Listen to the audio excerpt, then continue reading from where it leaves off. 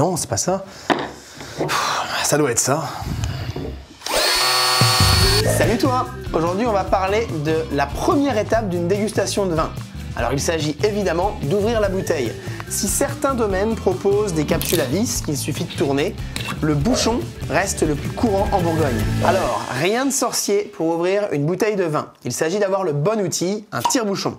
Il en existe de nombreuses sortes, de celui qui ressemble au vainqueur du Tour de France, à la poignée en bois à vis de chez Papy Mamie. Personnellement, j'ai mon petit préféré, qu'on appelle aussi un limonadier grâce à son décapsuleur intégré et que l'on retrouve chez la plupart des professionnels du vin. Comme tu le sais, il n'y a rien de plus simple que d'ouvrir une bouteille de vin. Tu découpes la capsule qui recouvre le goulot sous la bague, ici.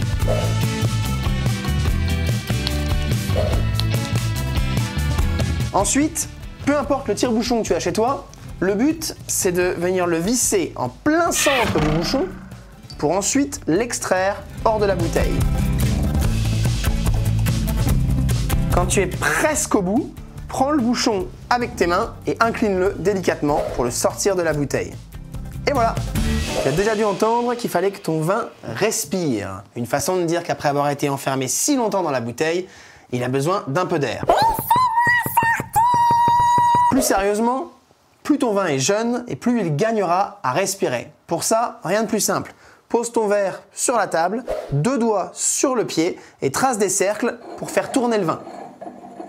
N'aie pas peur de secouer un peu trop le vin qui est jeune. Il a besoin de plus d'oxygène pour pouvoir s'exprimer, notamment les vins de Bourgogne qui ont un grand potentiel de garde et des couches d'arômes à te transmettre. Si tu as la chance de boire un vin plus mature, disons de plus de 10 ans, ne le secoue pas trop, mais laisse-le plutôt te raconter doucement son histoire. Je me souviens, en 2003, qu'est-ce qu'il a fait chaud cette année-là?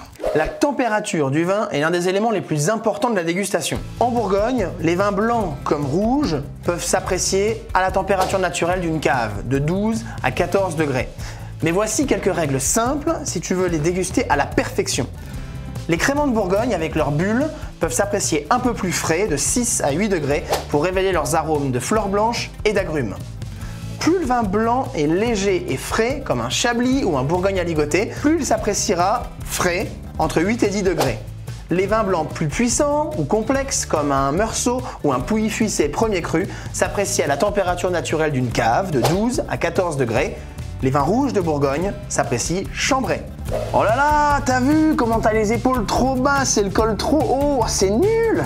Mais qu'est-ce que tu fais? Bah je la chambre, comme t'as dit. Alors chambrer un vin, ça date d'une époque où nos maisons n'étaient pas chauffées et avaient des murs hyper épais, il faisait plus ou moins 16 degrés toute l'année. Donc, chambrer le vin rouge, ça veut dire l'amener à une température de 16 degrés pour le service. Non mais je le savais de toute façon. Aujourd'hui, retiens qu'il est toujours mieux de servir le vin un peu trop frais qu'un peu trop chaud, parce qu'il arrivera de toute façon à bonne température dans ton verre.